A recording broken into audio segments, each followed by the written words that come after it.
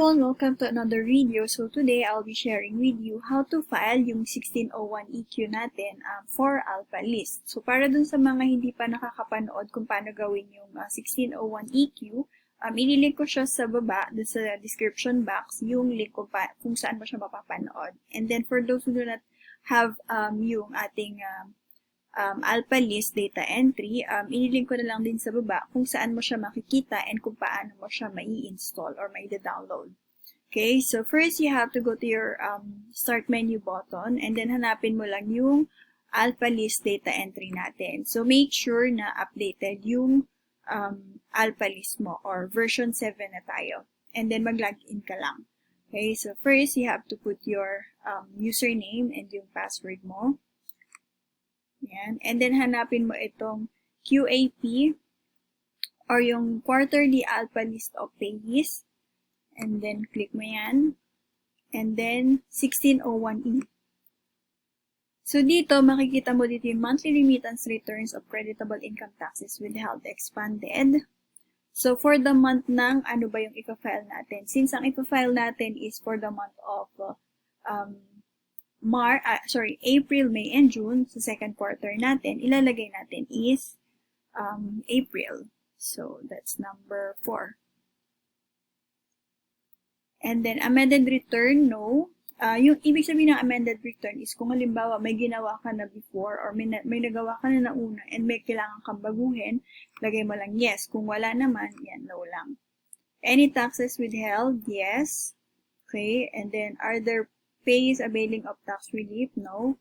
And then, dito sa for the quarter of, select mo lang kung anong quarter yung gagawin mo. So, ngayon is July na, so nasa second quarter na tayo. And then, add up date.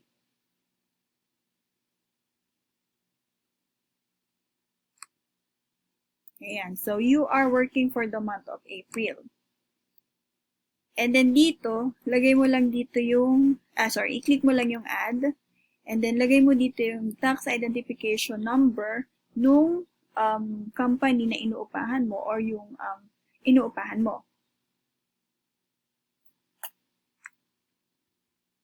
So, ayan na siya, na-fill up na siya. And then yung alphanumeric tax code natin or yung ATC, hanapin nyo lang yung WI 100.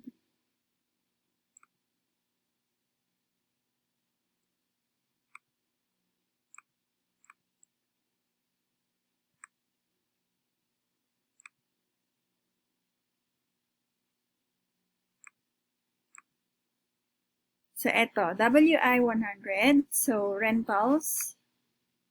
And then, dito sa amount of income payment, ilagay mo dito kung magkano yung amount nung upa mo. Save mo lang siya, and then exit. So, do you want to exit? Yes. And then, gagawin natin yung pangalawa, which is, tapos na tayo dun sa April, gagawin naman natin is May. So, anong month yun? So, that's 5. And then, ganun din. Any amended return? No. Any taxes withheld? Yes. And then, are there pays availing of tax relief? No. And then, second quarter. And then, add. Okay, you are working for the month of May.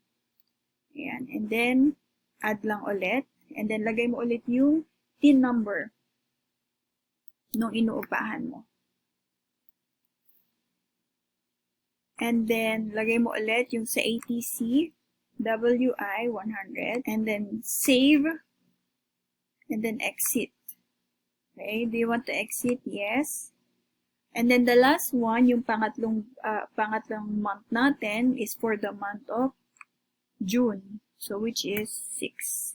Okay, ganon ulit. Add up, for the month of, so for the quarter of, second quarter. Yan, and then add. You are working for the month of June. And then add. And then yung TIN number, WI 100. And then yung amount kung magkano yung upa mo.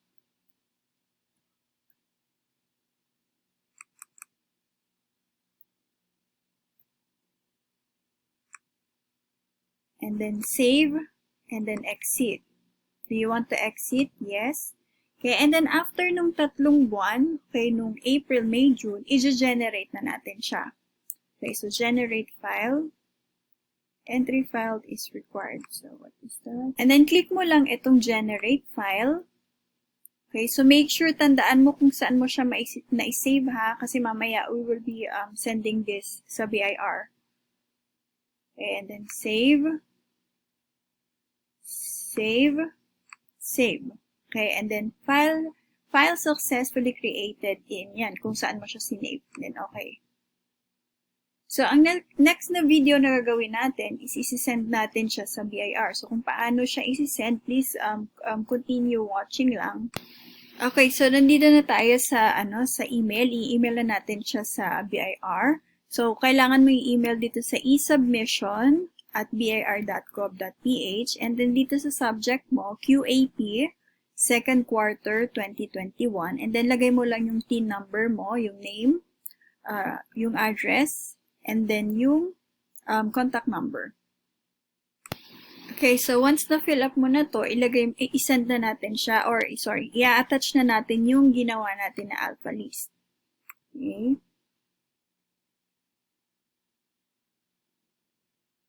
Yan nga, eto na siya, yung tatlong file.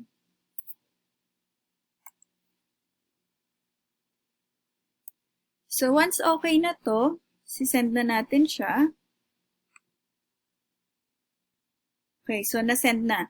So, after na ating ma-send, hintayin lang natin yung dalawang email yung ma-receive mo from BIR. Yung una is yung acknowledgement and then yung pangalawa is yung validation. Kung validated ba or na-validate na ba nila yung sinend mo sa kanila. Kung may error ba or kung wala. Okay, so I hope nakatulong ito sa inyo. Please don't forget to like and subscribe on my channel if you have questions. Pwede kayo mag-comment sa baba. Kindly click na din yung notification bell button para sa mga susunod na videos ma-update kayo.